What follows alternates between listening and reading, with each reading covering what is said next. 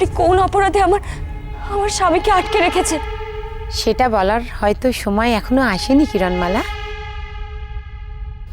আর এই মুহূর্তে সেই উত্তর জানারও কোনো প্রয়োজন নেই। এসো আমার সাথে।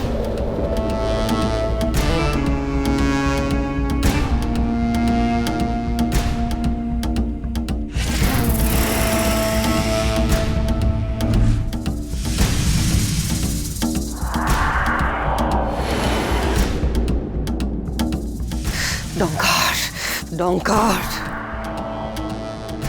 কুটিমা, এর তো কোনো সার নেইলা, মরে গেল নাকি?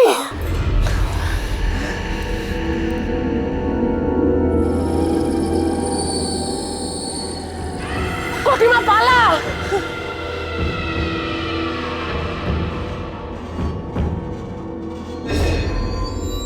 চলো কিরণমালা। না, কুমারকে না উদ্ধার করে আমি কোথাও যাব না।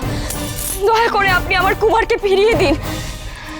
তুমি নদীর অন্য পাড়ে তাকিয়ে দেখো, তুমি যাকে খুঁজছিলে সে সেখানেই উপস্থিত। কোথায়?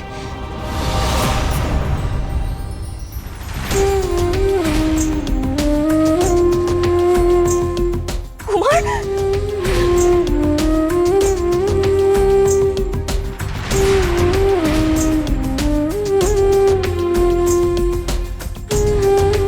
কুমার! কুমার, আমি আসছি তোমার কাছে।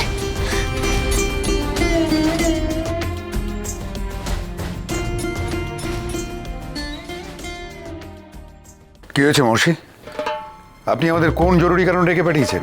দৃষ্টতা নেবেন না মহারাজ, ভালো করে তাকিয়ে দেখুন এই অগ্নিশিখার দিকে।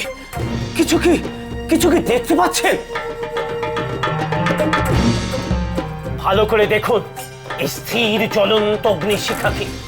হোমকুণ্ডে এমন স্থির জ্বলন্ত অগ্নিশিখা আমি জীবনে কোনোদিন দেখিনি, যার থেকে আগুনের স্ফুলিঙ্গটুকু বিচ্ছুরিত হচ্ছে না। মৌসি, এর অর্থ কি? এর অর্থ একটাই মহারাজ, এই অগ্নি মায়া অগ্নি।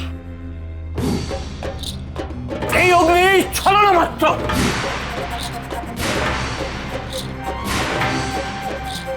মায়া অগ্নিশিখা? এই অগ্নি আগে একবার নিভে গিয়েছিল, আবার দ্বিতীয়বার জ্বলে উঠলো কিভাবে? হ্যাঁ, সেই জন্যই তো আমার সন্দেহ প্রকট হয়। হ্যাঁ, যে অগ্নিশিখা জলস্পর্শে নিভে গেল, তা আবার নিজের থেকেই জ্বলে উঠলো কি করে? তাহলে আপনি কি বলতে চাইছেন মহর্ষি? যজ্ঞের আগুন যে নিভে গিয়ে আবার জ্বলে উঠলো, এটা কুমারের ফিরে আসার কোনো শুভ লক্ষণ নয়? আমি এত দ্রুত কোনো সিদ্ধান্ত গ্রহণ করতে চাইছি না মহারাজ। মহর্ষি, আপনি এই সত্য উদ্ঘাটন করবেন কি করে? এই অগ্নিশিখা মায়া অগ্নি কিনা? আমায় একবার গণনা করতে দিন মহারাজ। যত সময় লাগুক আপনি গণনা করুন মহর্ষি, আমরা সত্যটা জানতে চাই। এই অগ্নিশিখাই আমাদের সত্যের পথটা দেখাক। কুমার! কুমার! কুমার! কুমার! কুমার, চোখ খোলো কুমার! কুমার! কুমার! কুমার!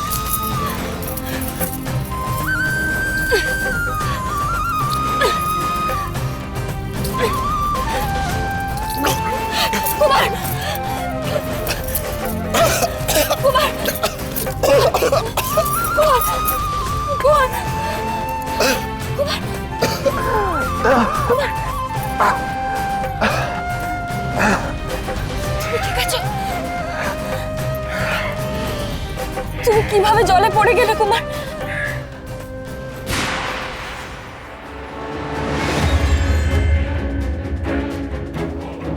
এ নিশ্চয় জলদেবীর কাজ। প্রকৃতির সমস্ত শুভ শক্তি আমাকে বাধা দেওয়ার চেষ্টা করছে।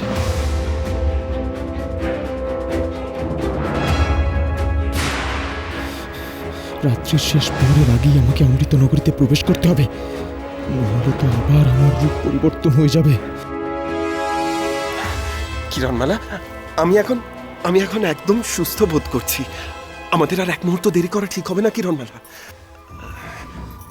কিরণমালা, আমার কেন যেন মনে হচ্ছে কেউ বা কারা আমাদের অমৃতনগরী যাওয়ার পথে বাধা সৃষ্টি করছে। তাই বলছি কিরণমালা, আমাদের যত শীঘ্র সম্ভব অমৃতনগরী পৌঁছতে হবে। একমাত্র সেখানেই আমরা সুরক্ষিত। ঠিক বলছো কুমার, একমাত্র অমৃত নগরীতে আমরা সুরক্ষিত। চলো। কিরণমালা,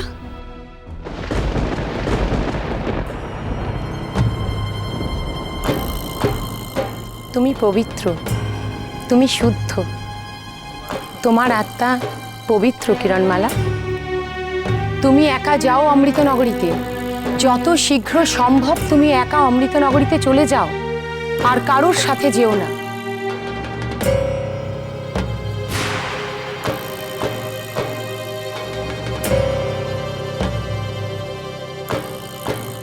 কিরণমালা, তাড়াতাড়ি এসো।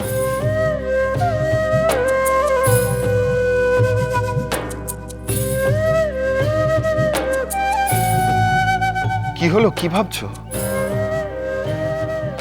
কিছু না।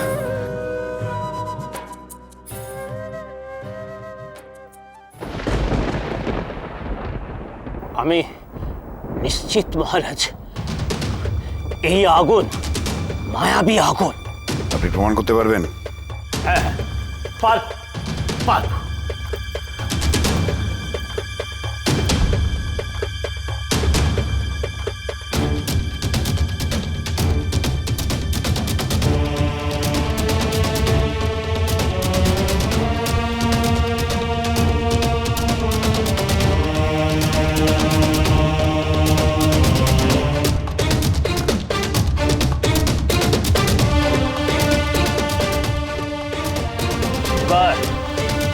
এবার আপনাদের যে কেউ এই যজ্ঞকুণ্ডে একটি কাঠকে স্পর্শ করে দেখুন। কেন মহর্ষিদেব, যজ্ঞকুণ্ডের কাঠ স্পর্শ করলে কি হতে পারে? একবার স্পর্শ করে দেখুনই না।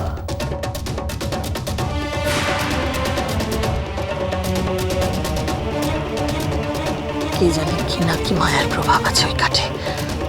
যাওয়ার কোনো দরকার নেই মহামন্ত্রী।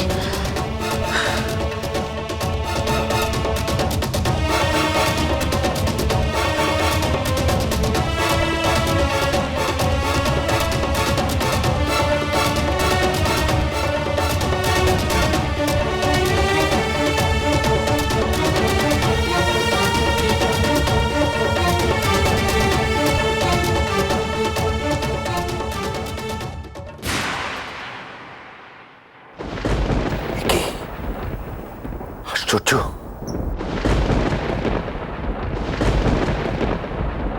কাঠ তো একদম ঠান্ডা। ঠিকই ধরেছেন মহারাজ, এই যদি যজ্ঞকুণ্ডে কাঠই হবে তাহলে ঠান্ডা হলো কি করে? এই সত্যিকারের আগুন নয় মহারাজ, এ মায়া অগ্নি।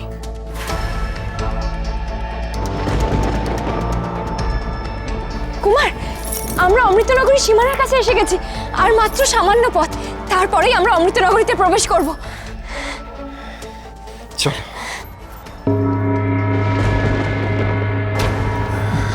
কি হলো কুমার?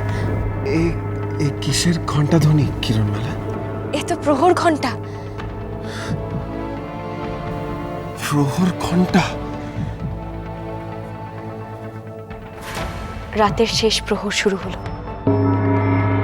এ তারই ঘন্টার ধ্বনি। এই শেষ প্রহরের পর সূর্যোদয় হবে।